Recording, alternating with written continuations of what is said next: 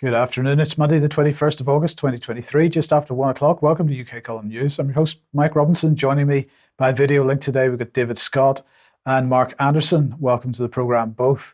We're going to get straight on with food production. And, well, the Ministry of Defence has been pushing out their latest propaganda piece on the potential for food price rises and food inflation being caused by the Russians.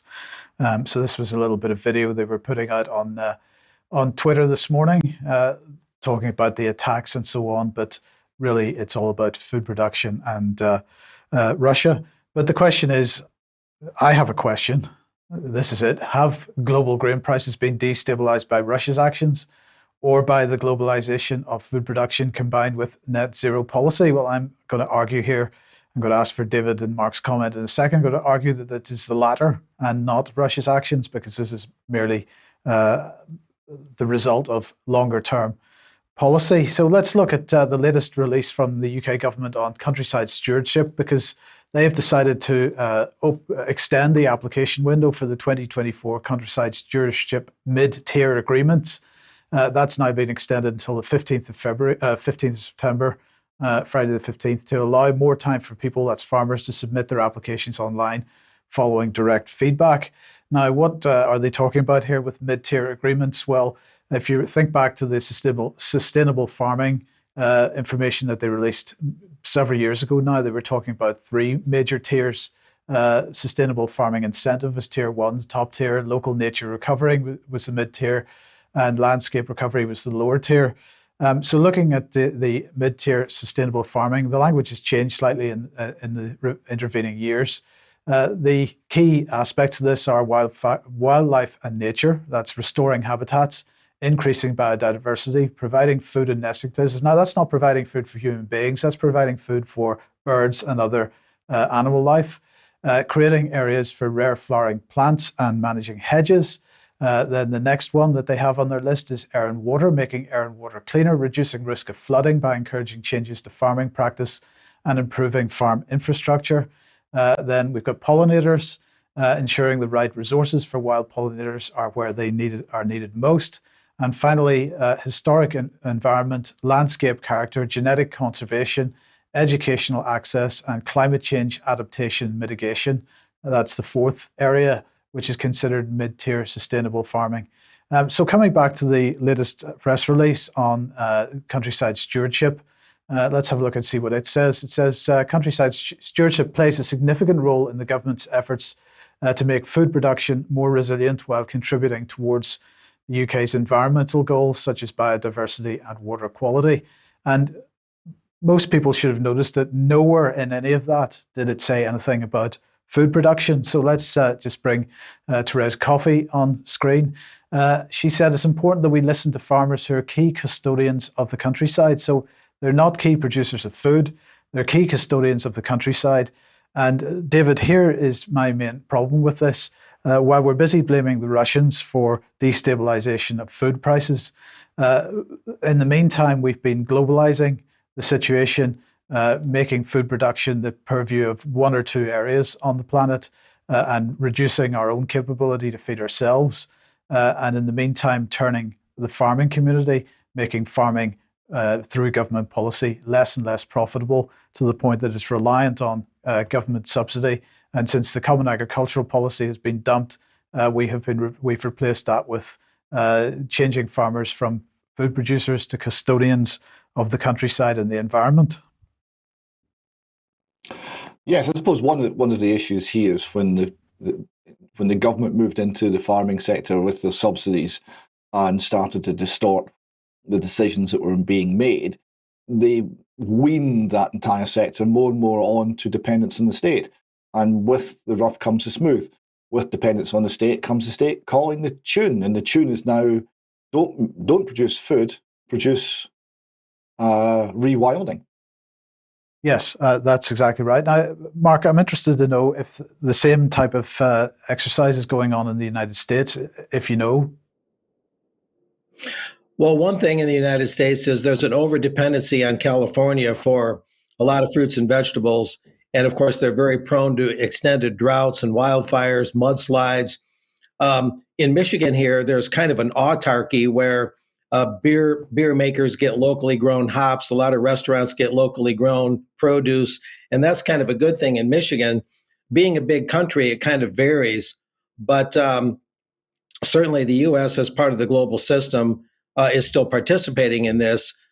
Here again, overly dependence on California, but in other parts of the country, they seem to be catching on that we need localized, bottom-up, grassroots farming, and that's happening a lot in the Midwest, I'm glad to say. So it varies, but it's a little bit better here.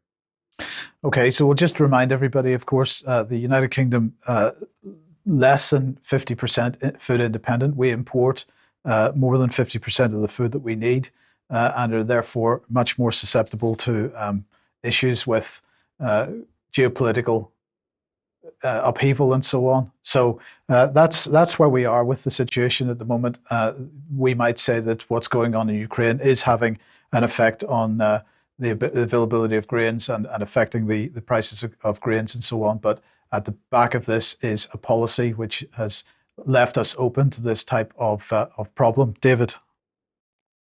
Well, just very briefly, the Ukraine crisis had been creating problems in grain supply and pushing prices up to a much lesser extent, though, than the 2007-2008 financial crisis. It did much less than that. And it's also largely in the rearview mirror because right now the price is rather normal. Indeed. Okay, let's move on then and to Mark. And let's see, the World Health Organization G20 meeting.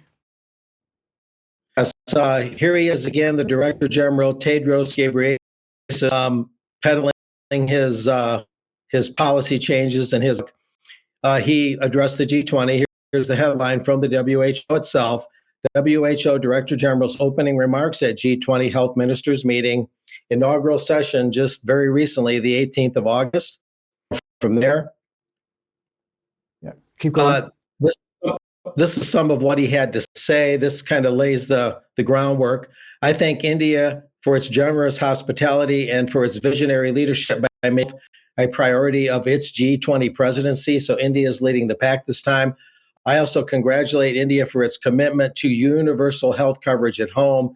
They're really pushing this for the poorer countries, by the way, through the WHO, especially through Mr. Bharat. I won't try to say that first name, the world's largest health insurance scheme. On Wednesday, I had the opportunity to visit a health and wellness center here in Gujarat, which is providing primary services in households. I was especially impressed by the use of telemedicine to provide consultations. Of course, that's where doctors and patients communicate online and they don't have to get together in person. That's not such a bad thing in and of itself, of course. This is just one example of how digital technologies are transforming health locally and globally. Did you have something to say, Mike, before I go on? No, only to say, of course, that's exactly what we're seeing in this country, fewer and fewer face-to-face meetings with general practitioners and more online or telephone teleconference type meetings with GPs, and people are not getting a good service as a result. But go ahead, Mark. Yeah, it can be a convenience. It can be useful, but you're right. If you have something more in depth wrong with you, it can be very substantive. But moving on from there, the Director General had this to say during his address.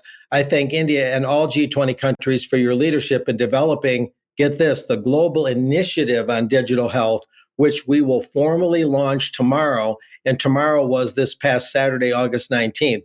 So the global initiative on digital health, and I don't know if a lot of us saw that coming, at least not long term, and that's been launched.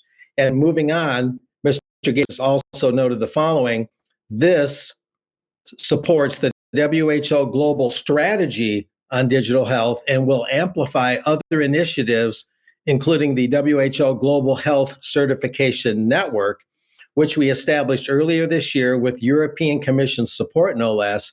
And that involves digital technologies which have a proven potential, the DG claims, for delivering health services to marginalized groups, for preventing and responding to health emergencies such as COVID-19. So one detects that they're adjusting the dials here with all these digital initiatives and related matters. while the WHO also talks about supposedly increased COVID-19 cases as the winter approaches, and they're working pandemic treaty and the international health regulations that we cover regularly here. So it appears by all indications that they're putting all the chessmen, all the pieces in place to move forward, possibly with claiming another pandemic, but certainly it provides grist for the mill for the treaty and tightening up those regs. And the digital indications there, or the digital project, could also indicate more work on digital IDs to prove you've been vaccinated.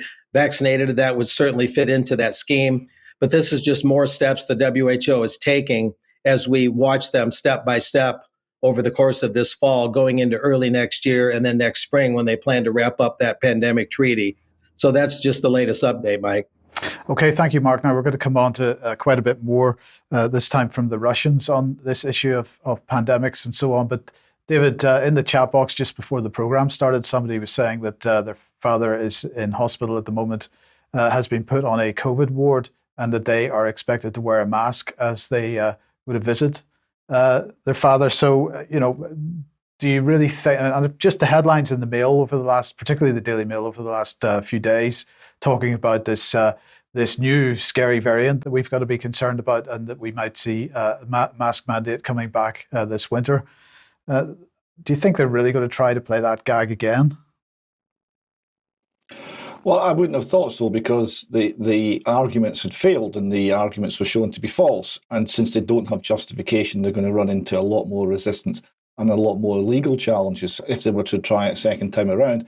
But are they that stupid? Well, it could be. We've got Jason Leach up in Scotland, who is bigging up the fear already and talking about 200 cases in hospital and suggesting that we're going to have a very difficult COVID winter. Yes. Okay. Well, look, let's come back to Scotland then. And last Thursday, I think it was, you were at a comedy event which got cancelled. It did. So here we have edgy comedy is back, it says. Well, not exactly. This is Comedy Unleashed. And again, not exactly, because this was in Edinburgh, the home of the Enlightenment and of the Edinburgh Festival. And it didn't go entirely according to plan. So it was meant to be Mary Bork, Dominic Frisby, Alistair Williams, Glenn Linehan, and Bruce Devlin as compere. And then the venue, the Arches in Leith, they cancelled. And what they said was, we'd like to thank the public for bringing to our attention about, they haven't worded it terribly well, I apologise about the English, about a comedian who has been booked for an upcoming comedy show at our venue this Thursday, which we, quote, which we, block capitals, were not made aware of until today via emails from rightly so outraged members of our community. We do not support this comedian or his views, and he will not be allowed to perform at our venue and is cancelled from Thursday's comedy show with immediate effect. So there's no doubt that this is cancel culture. I mean, they're not hiding it. This is cancelling. So I got an email from the organizer because I bought a ticket, and the email said, well, we're going to try and get another venue. We'll let you know, and we'll send you secret information about where we're going to meet to listen to this comedy, this edgy comedy, at 3:30 on Thursday. So 3:30 on Thursday, I duly got an email in, and it said, tonight's gig will be held in the open air outside the Scottish Parliament building. Our replacement venue also cancelled the booking. We've had a frantic day trying to find a third venue. We nearly got the City Council debating chamber, but they didn't have enough staff at such short notice. We can't find a single venue that will host our lovely little Comedy Unleashed gig. We're going to do it in the street. So there we go. Now, there was a lot of media attention. The press in Scotland were lame about this. I mean, they couldn't find a shiver ran around looking for a spine to run up, but they didn't find one. They couldn't find anything meaningful to say. We did have comment from the Telegraph, which is a little more to point. Michael Deacon said, cancelling Graham Linehan proves that the word inclusive has lost all meaning. And he points out that this is one in a long line of English words to reverse its meaning. It now seems that inclusive means excluding people. Well, there we go. And we have a little clip that I recorded of Graham Linehan at the comedy show. Listen, I do have scattered other jokes, but probably should have said that. I should have pretended that was it. But I don't know. It's been such a strange day that I think I'll leave it there. But I just wanted to say, first of all, I'm really sorry that you got messed around today. As you can tell, despite the animal cruelty, there's not really much to these jokes apart from, it's just insane. I mean, I've been fighting this stuff for 5 years, and I've never seen anything as insane as the last 2 days. And I keep asking people what I've said wrong and what I'm saying wrong in this fight about women's spaces, about children being mutilated and sterilised in gender clinics, and about the women who are being harassed and threatened, for standing up.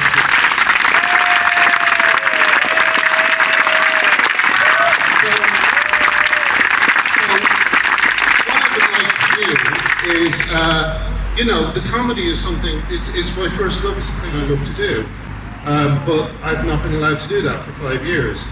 And this is just what I decided I would do to keep the dough on the wall. Come to silly jokes, and they can't even let me do that. We've got your back, Graham, don't worry.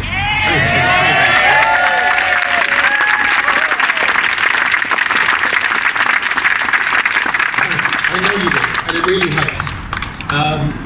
So anyway, yeah. So now that I've just completely killed the atmosphere for the next meeting,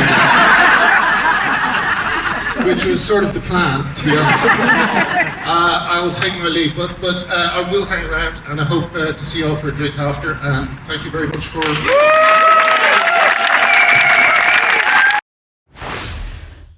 Now, of course, we should say, David, that it's not just comedy. I mean, in this case, this is the Edinburgh Festival, which is supposed to be a sort of fringe. It has a fringe. It's supposed to be a kind of edgy thing in itself, but you're not allowed to be edgy anymore.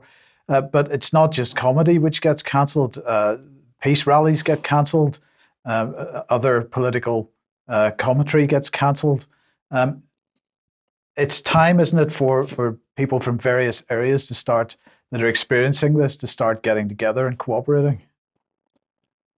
Yes, I mean, films get cancelled, documentaries get cancelled, academic lectures get cancelled. These are all being viewed as unacceptable hate speech. Right? So here you have, Graham Linehan came very much from the political left. When I first came across him, he was, generally speaking, against, on platforms like Twitter, against people who you might describe as edgy, and was really extremely mainstream and protecting the left-wing consensus view very largely. But like many people from the political left, it got to a point where he said, no, this isn't right. So he started to speak out against the mutilation of children and gender reassignment surgery, and against the invasion of women's spaces and sports and all that goes with it. And they have absolutely turned on him. And likewise, in people in so many other fields, that the ability to speak is being eroded. And if you don't like Graham Linehan, okay, but they will come for you too. One of the things that got cancelled this week was lesbian speed dating, because the lesbian speed dating organizer objected to a man with an erection in a purple latex suit turning up and said, we're not going to have that again. It caused trouble. No men. The lesbian speed dating is only for women. So that got cancelled.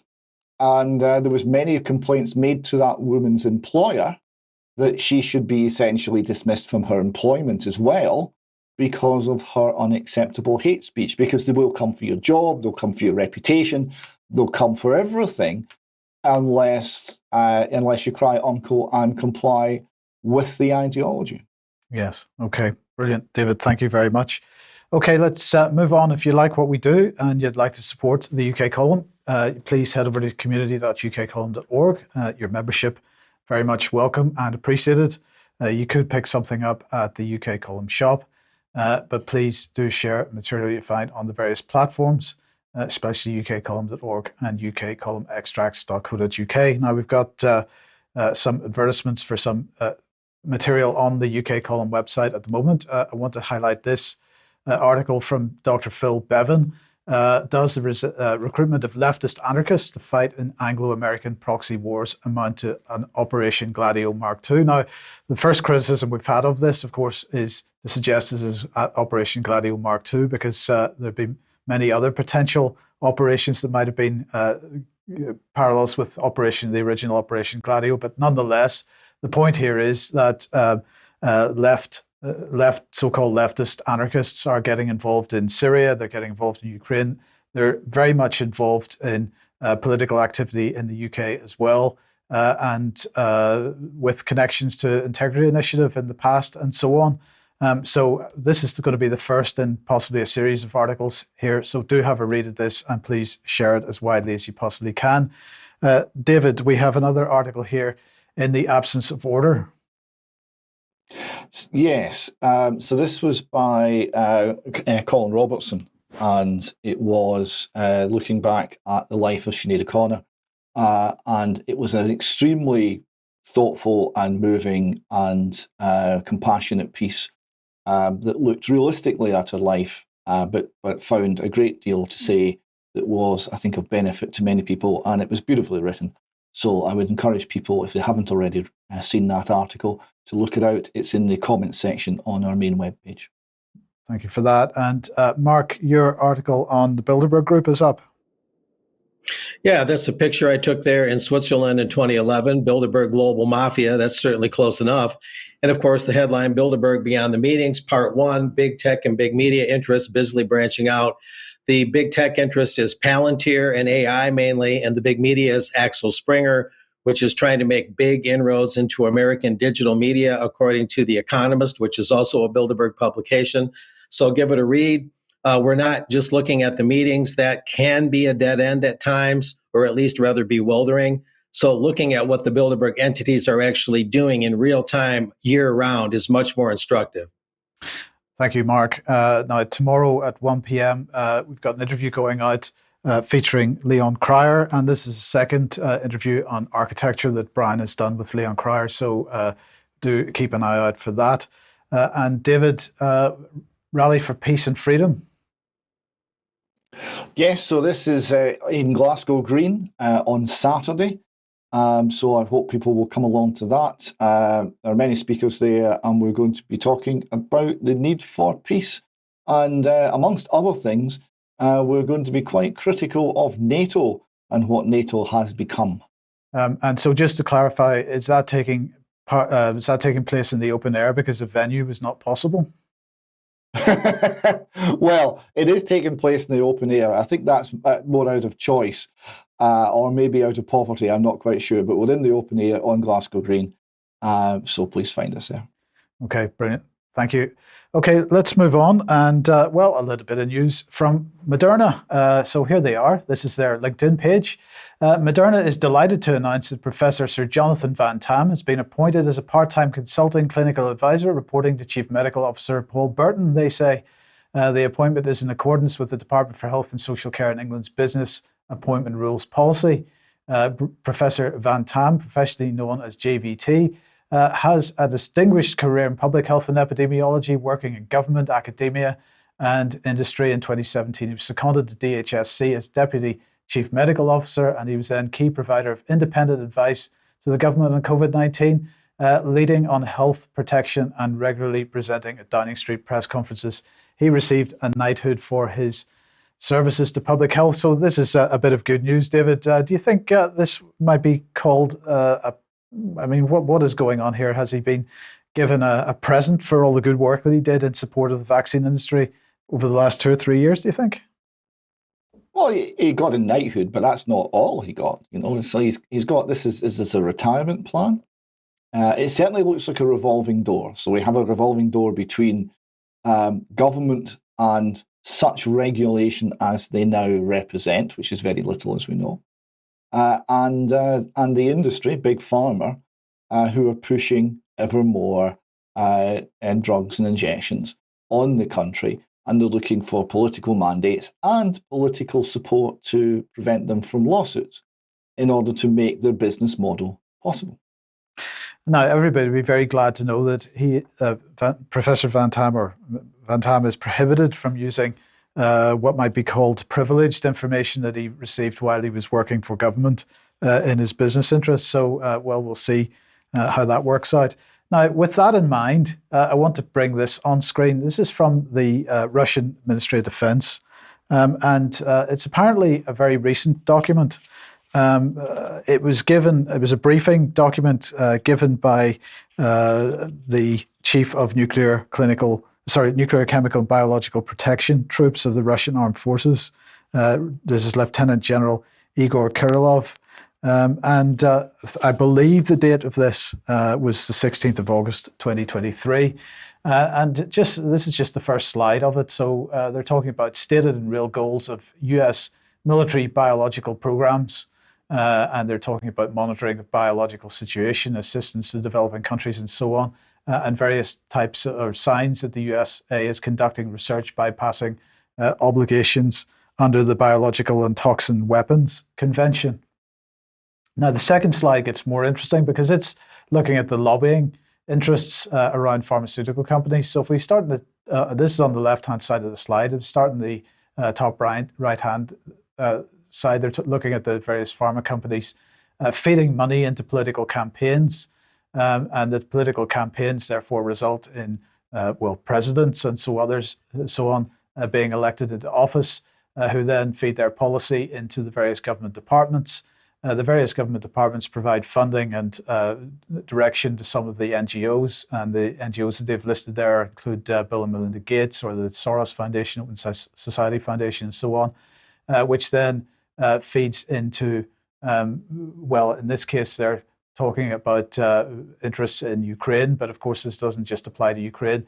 And then that feeds back into the pharmaceutical companies because mainly the focus here is on the Ukrainian biolabs and so on. And on the right-hand side, they are looking at organizations, for example, the EcoHealth Alliance. Now, I just wanted to put the front page of their website on screen for a second. This is the EcoHealth Alliance. Who stands between you and the next pandemic is their main headline. Learn more about disease recovery. Now, who stands between you and the next pandemic? Just think about that. Are they asking a question of who it might be, or are they referring to the World Health Organization? You can decide for yourself. But anyway, coming back to the Russian Ministry of Defense document, then they're talking about the new pandemic preparedness structure for U.S. biological strategic plans. They're talking about the Department of Defense biomanufacturing strategy published in March 2023. They're talking about the Office of Pandemic Preparedness and Response Policy, which is being headed up by Paul Friedrichs on the right-hand side there. So let's just bring the announcement for that, which this was published by the White House on the 21st July. Fact sheet: White House launches Office of Pandemic Preparedness and Response Policy, headed up by Major General Paul Friedrichs. He's going to serve as the inaugural director. The Biden-Harris administration has made historic progress in our nation's ability to manage COVID-19 so that it no longer meaningfully disrupts the way we live our lives. Under President Biden's leadership, it says, the administration has taken significant steps to ensure all individuals have continued access to life-saving protections, such as vaccines, treatments, and tests, and that the nation is well prepared to manage the risks of COVID-19 or other causes of potential pandemics in the future. So clearly, this whole pandemic preparedness business, aside from what the World Health Organization is doing, and we asked the question a few minutes ago, are they really going to continue this gag? It's looking very like it. Now, coming back to the Russian document then, they're talking about the participation of U.S. Army Medical Research Institute of Infectious Diseases in military biomedical programs and so on. So you can look at this at your leisure. And then finally, they're looking at the people that have been involved in the implementation of U.S. research projects as part of U.S. biological military activities in Ukraine. And they have 6 people on screen there and so on. Now, no matter what you think about Russia and what whether this is designed to put forward a particular narrative with respect to the Ukraine war or not, the fact is that there's not very much in that several slides that I could find. In fact, nothing that I could find which is untrue or misleading and we've just given a couple of examples of that on screen. So, David, I was just very quickly get some comment from you on it, because aside from what Mark's talked about over the last number of weeks and today about the World Health Organization and pandemic preparedness, the Russians, I think, are right to highlight what the United States in particular is doing in this area. They are, and the core message of this is vital and is undeniable, and that's the circular relationship between big pharma and through government power, tax-exempt foundations, NGOs, and round it goes. So there's a coercive element here, which is exploiting the position in the West for the enrichment of the big pharma companies. And also, you mentioned there, their website are pointing towards vaccines, treatments, and tests. I mean, really? They're saying this with a straight face. The vaccines that cause so much harm and that after a short period seem to increase your risk of getting COVID. I don't remember actually there being much in the way of treatments. And the testing was a never-ending catastrophe, which simply generated fear, but didn't generate any clarity or safety. So they're pointing to things which are, as the people who are defending against this narrative from Russia are pointing to innovations and pieces of history from the COVID years that are completely discredited, and they're standing on that. They don't have anything else. This is they do not look at all convincing. Yeah, indeed. So, Mark, let's move on then to banking, and the Jackson Hole event is taking place. Yeah, this doesn't get a lot of your daily press like announcements on the news. The news about this is largely relegated to the Wall Street Journal, Financial Times, Reuters, Bloomberg, some of which are Bilderberg players, and that's an incidental comment there, but worth noting. Here's the headline, and I believe this came from Bloomberg. Powell, that's Jerome Powell, head of the Fed, to speak August 25, coming up at Jackson Hole, Wyoming. That's where it is. The annual economics symposium. A quick note, it started in 1978 in Kansas City. It was held there at the Kansas City Fed branch. But then a few years after that, they moved it to the Grand Tetons, an especially beautiful area in Jackson Hole, Wyoming. This next slide kind of illustrates that. The Federal Reserve Bank of Kansas City, and it talks about the 2023 Economic Symposium coming up August 24th through 26th. And the title of it is Structural Shifts in the Global Economy. And as that Reuters or Bloomberg article rather noted at the beginning, they're looking a lot at what Powell might say about raising rates again. Here's a sampling. The 2023 outlook, I put the answer to that question is the party line. Federal Reserve Chair Jerome Powell will deliver a talk on the economic outlook, as I noted, August 25 at the Central Bankers Confab held each year in Jackson Hole, sponsored by the Kansas City Fed. And the speech set for 10:05 a.m. Eastern Time, that's, I think, 8:05 a.m. Mountain Time, so he's the first speaker of the day that day.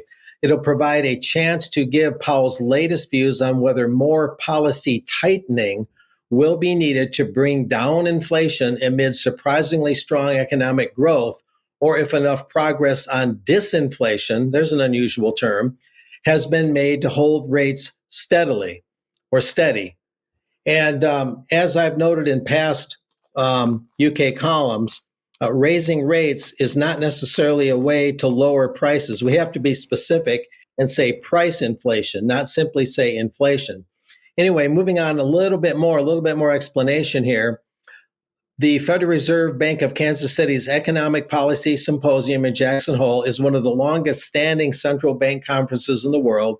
It brings together economists, financial market participants, academics, U.S. government representatives, and news media to discuss long-term policies of mutual concern. And a quick footnote is the media is not there, the selected media, to really so much as cover it as to a degree, take part, which is really improper. Anyway, yeah, to but that's sorry, Mark, just to say that's very much in the mold of Bilderberg then. Oh, very much so. Yeah. And you'd have to be very select in the media to achieve that result. Anyway, to foster the open discussion that the symposium is known for, here we go. Attendees are selected based on each year's topic with consideration for diversity in region, background, and industry. In a typical year, about 120 people attend, consisting of the following groups. A key feature of the event is the thoughtful discussion that takes place among the participants. This is very reminiscent of Bilderberg. Given the participants and the topics being discussed, there's substantial interest in the symposium. However, to help foster the open discussion that's been so critical to the symposium's success, attendance at the event is limited. So if you want open discussion, you have to have fewer people, which sounds a little counterintuitive. Anyway, this is a chart that kind of shows the relative importance and the overall participation.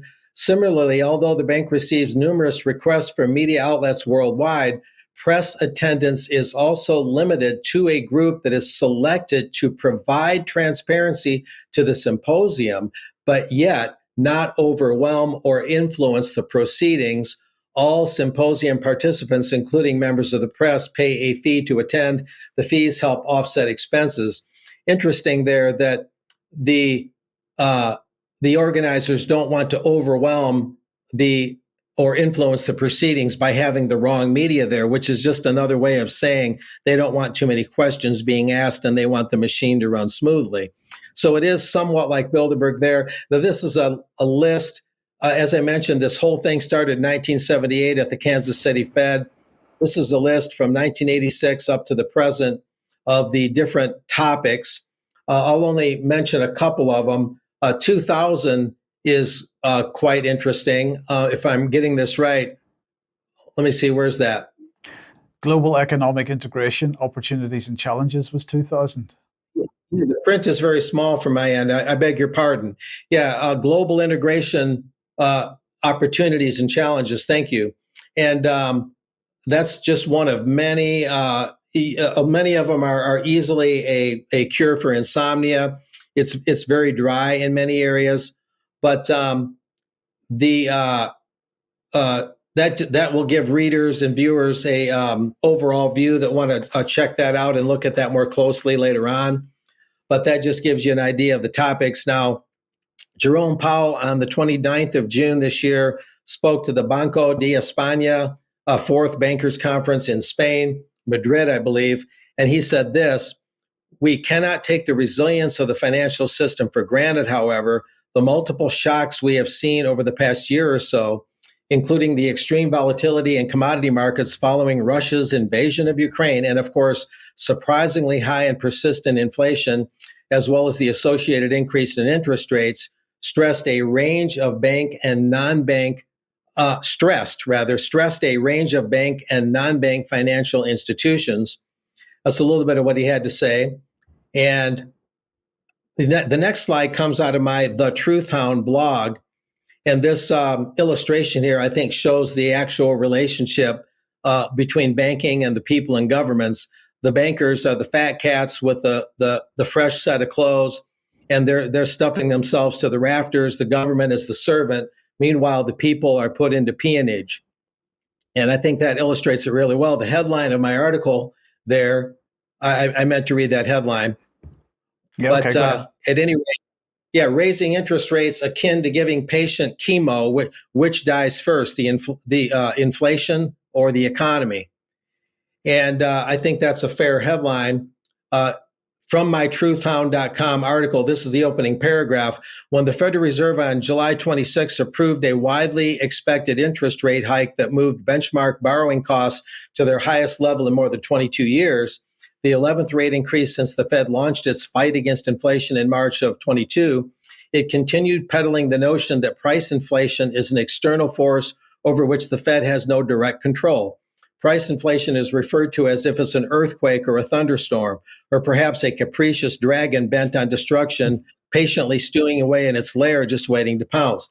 And a couple slides ago, that's the way Jerome Powell was talking. He talked about tremors. He talked about shocks, as if the Fed's policies whether it's the money printing side of it or imposing costs, which is the cost push side of inflation, regardless of which kind of inflation it is.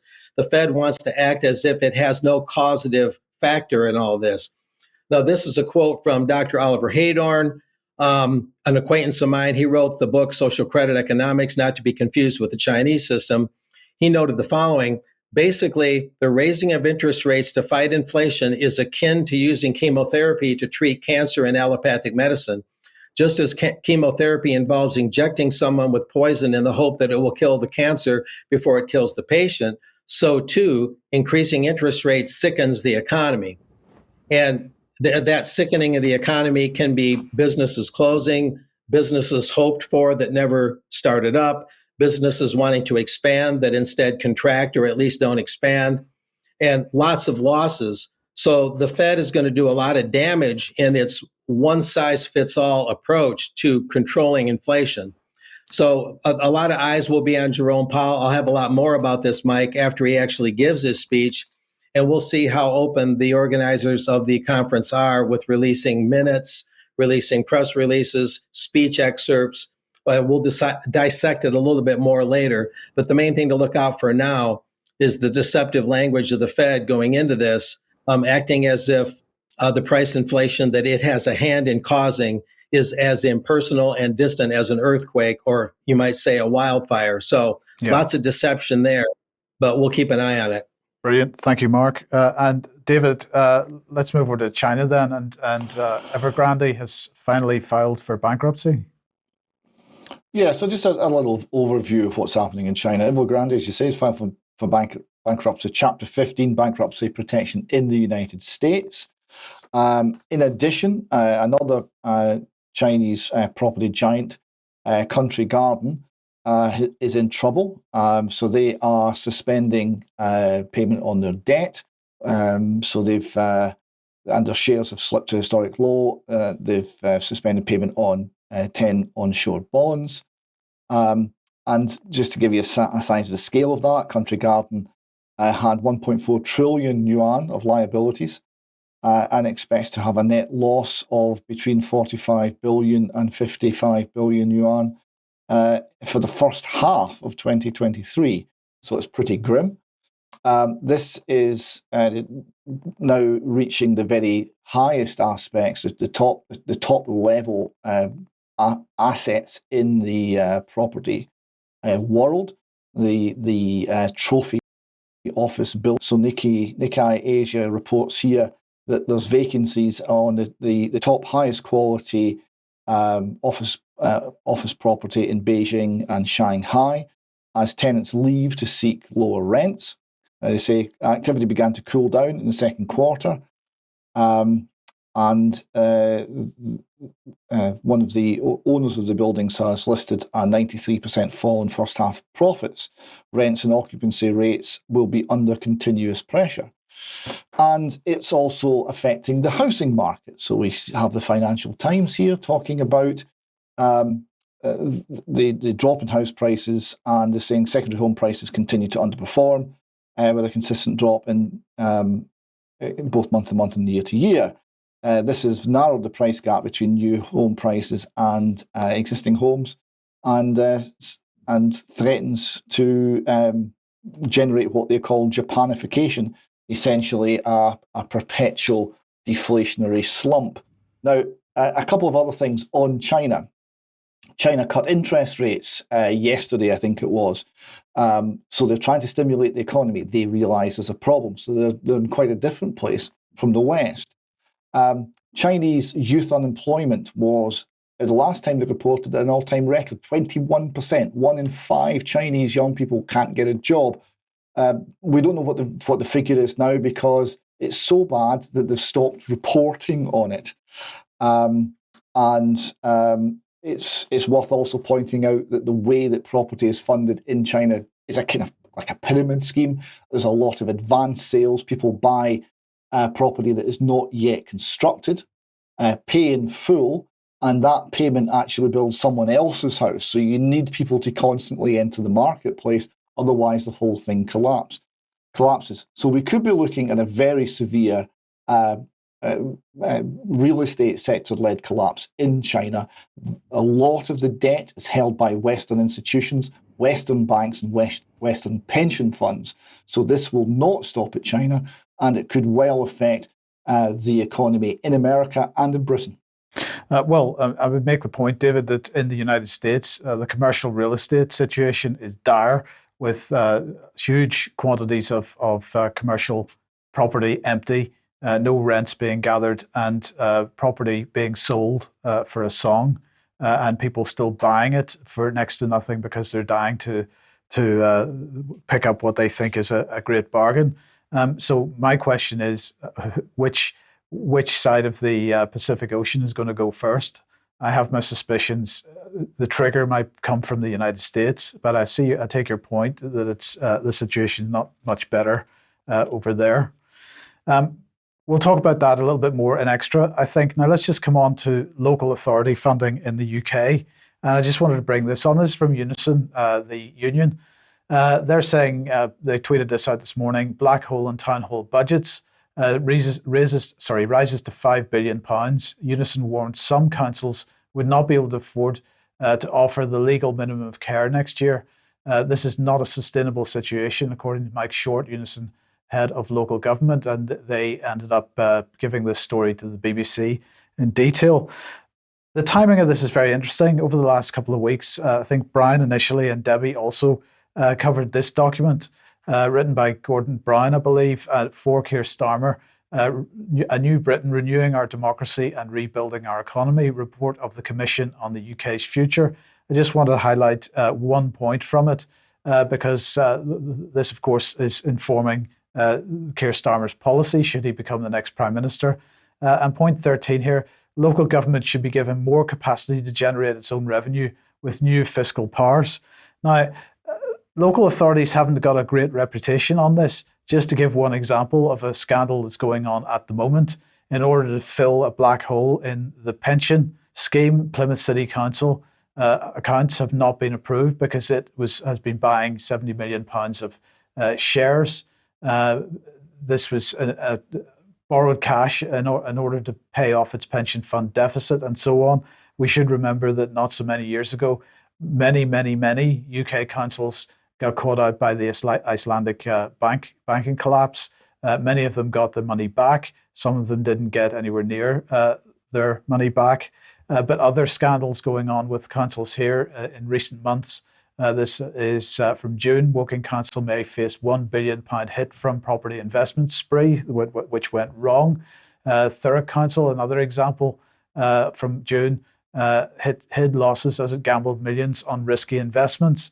David, I know you're aware of other cases of this, but the councils cannot be relied upon or trusted in this area. They've demonstrated that, and yet we're, at least the Labour Party, is very keen to give them the ability to raise more revenue, which eventually, of course, means more tax from us. Well, it's more tax, is exactly the point. I mean, the failures of councils go back. The first one I came across was the Western Isles, who lost huge sums of money in BCCI, Bank of Credit and Commerce International collapse. The question that the Labour Party is not actually addressing is the question that the song that we'll cover again just shortly addresses, which is, where does the money come from? Who can pay the tax? Tax is already at peak tax. More avenues of revenue generation won't help if you're already at peak tax. The harder you squeeze the population, the less blood you get out of them. That's where we're at. And the only solution to that is for government to do less. And that's not in the Labour Party document at all. Well, let's move quickly on to that song. So this is, we covered this last week, Rich Men North of Richmond, and it's done rather well. We have here the iTunes top 10 song charts, and it is at number 1. And also, number 2 is another song by Oliver Anthony, and he had another 3 songs in the top 11.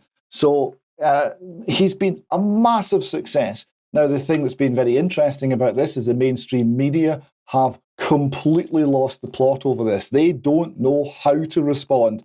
They're very sure it's bad, but they really are flailing around to try and find something to criticise this man about and to do something about his popularity. So here we have the Atlantic, the misguided debate over rich men north of Richmond, and you can see the want to defend the rich fat cat politicians. They say, why so much press coverage of this viral song focused solely on politics? Please look the other way. Please don't look at what this man's singing about. And then we come to The Guardian, the protest song that's taken America by storm, hits too many false notes. So Keenan Malik, who's probably like Rishi Sunak in his youth, never met a working class person, writes for The Guardian. He's saying, how things it should be, how the working class should perceive the problems that they're facing. So he quotes this song. He says, I've been selling my soul, working all day, overtime hours for BSP. He says, Keenan Malik says, but as long as dissatisfaction is shaped by politics that abases working class hopes and is directed as much against the undeserving poor or the culturally different as against employers and politicians who seek to crush unions and impose austerity, rich men, while the north and south of Richmond will remain in power. So you say, please go back to the left-right paradigm that we've been ruling you with and setting you at one another's throats with for all these years. And it hasn't worked and hasn't done anything for the poor. It'll work this time. That's his position. It's pathetic. The Independent, even worse, right-wing anthem by singer Oliver Anthony, branded offensive and fat-phobic. Well, there we go. The Independent slowly removing any credibility it had left. New York Times, the same. The irony in the Rich Men North of Richmond song. Quote, for my part, I can't help but think there's something ironic about the fact that despite sitting close to this history, the latest populist voice to come out of the Commonwealth has chosen in the end to give comfort to those with the boot on his neck and to scorn those who might try and help lift it. You see, the rich politicians north of Richmond, they're just trying to help the poor, Mike. And this singer doesn't understand how just generous and wonderful these rich politicians are. And he's singing against them. Mike, what's to be done? Don't ask me. So the Telegraph is the one of the few newspapers that kind of gets it. Rich Men North of Richmond, the viral hit song damning the DC elite. Now there's a line in the song that talks about Epstein Island, right? And some of the mainstream press were trying to suggest that was talking about helping minors, as in children, via foreign aid. I mean, the level of deception, please look the other way, is quite awful. Now, Mr. Anthony was then, after all of this attention suddenly came on, his first thing he did was a free concert at a farmer's market. And we have a clip as to how he started this. I just had something I felt compelled to share with you. This is in Psalm 37, 12 through 20. The wicked plot against the righteous and gnash their teeth at them, but the Lord laughs at the wicked, for he knows their day is coming. The wicked draw the sword and bend the bow, to bring down the poor and needy, to slay those whose ways are upright. But their swords will pierce their own hearts, and their bows will be broken. Better the little that have righteousness than the wealth of many wicked.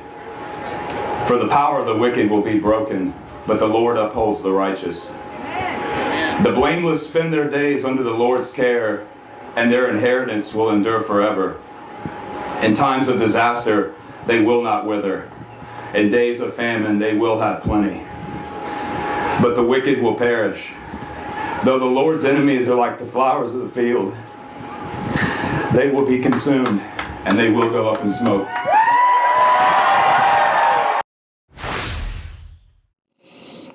And I'm pretty sure that watching that, the people at The Guardian choked on their low-fat, skinny lattes. Yes. Okay. Look, you want to show a little bit of a live performance of this. I don't think we won't have time for the whole thing, but do you want to show a little bit of it?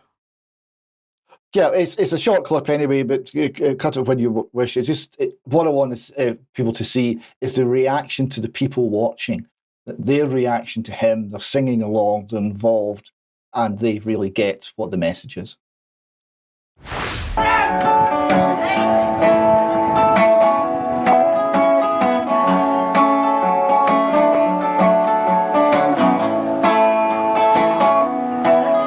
I've been selling my soul, working all day, double time hours for bullshit pay, so I can sit out here, waste my life away, drag back home and drown my troubles away. It's a damn shame what the world's gotten to for people like me and people like you. Wish I could just wake up and it not be true, but it is, Lord it is, living in the new world with an old soul.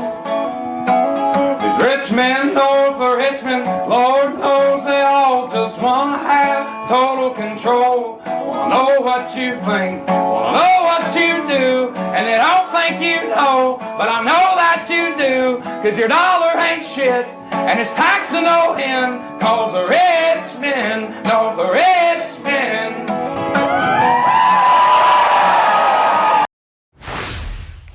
Okay, thank you for that, David. Now let's just move on to this very quickly. Just a couple of things on following up from Friday's program on wildfires. So let's bring the WSJ on screen here. Wall Street Journal, climate change hasn't set the world on fire. This is from July 31st, but I just thought I'd remind everybody about this.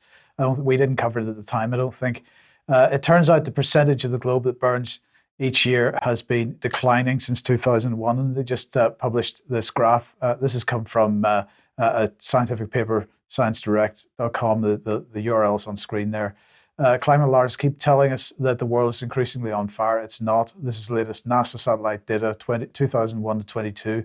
Why haven't you seen this before? Now, this is an opinion piece, but nonetheless, I thought it was worth just highlighting. And then the next thing I wanted to highlight, sort of related in a sense, I suppose, with this, because Reuters is pushing this out today, and I just thought, is this really the direction we should be heading in? So Cargill chartered dry bulk ship has launched on its first voyage since being fitted with special sails, aiming to study how harnessing wind power can cut emissions and energy usage in the shipping sector.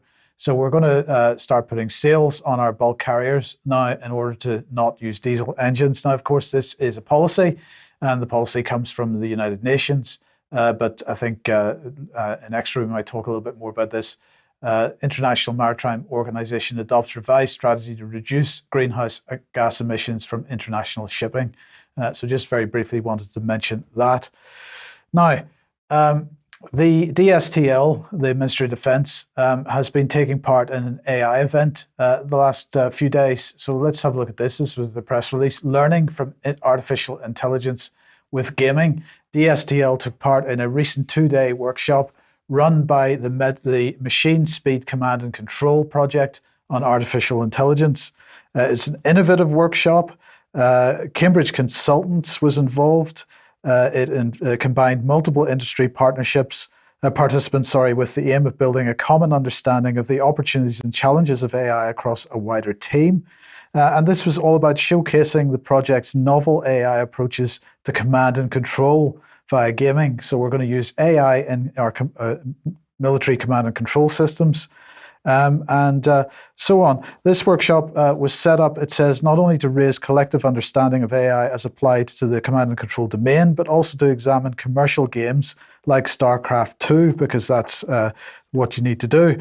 But this was a bit that cracked me up a little bit, David. I'm interested in your thoughts. So the MSC2 project seeks to show ways to improve and transform command and control. It achieves this by aiming to deliver faster and better command and control activities that can prepare for and adapt quicker than those of adversaries. So let's just have a look at their main exercise here. Participants built banana classifiers as part of the workshop, a simple AI tool to classify the ripeness of bananas from photos. So I'm wondering, David, is this because, since we've given all our arms and armaments over to Ukraine and they've all been used, we've got nothing else to fire our enemies but bananas. And of course, obviously, if you're going to fire bananas at an enemy, it's better to use an unripe banana because it's harder. So, bananas that are ripe get soft very quickly and you're not going to do much damage. So you've got to use AI to be able to identify the unripe bananas. Is that what's going on? Yes, it seems to be. And if only they would realise that the bananas we should be throwing at the Russians are tinned bananas, that's much more effective. Yes, indeed. Okay. Well, look, at your, I think this next bit of video from your anti-cancel culture comedy event on Thursday. Yes, so this was another one of the performers, Dominic Frisby, and it was one of those little moments that will live a long time in the memory because he's standing outside the Holyrood Parliament and he's singing a song about a well-known Scottish female politician that we have discussed many times on the column. Well, I cannot tell you how much excitement it gives me to be singing this next verse in this location.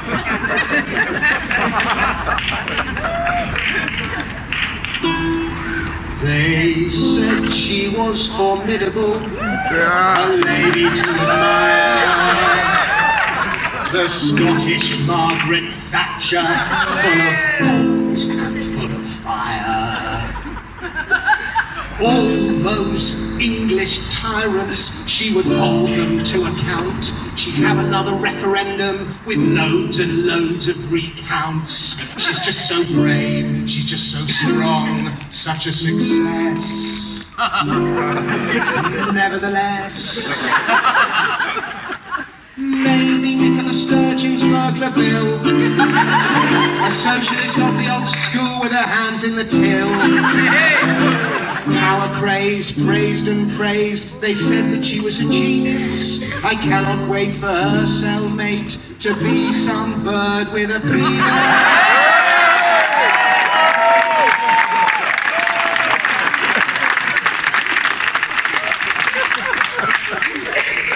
Maybe Nicola Sturgeon's burglar bill. Yeah.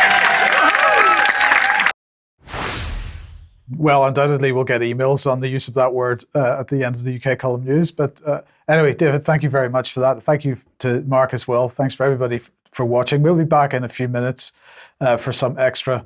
And don't forget the interview at 1 p.m. Tomorrow. But otherwise, we'll see you 1 p.m. as usual on Wednesday. See you then. Bye-bye.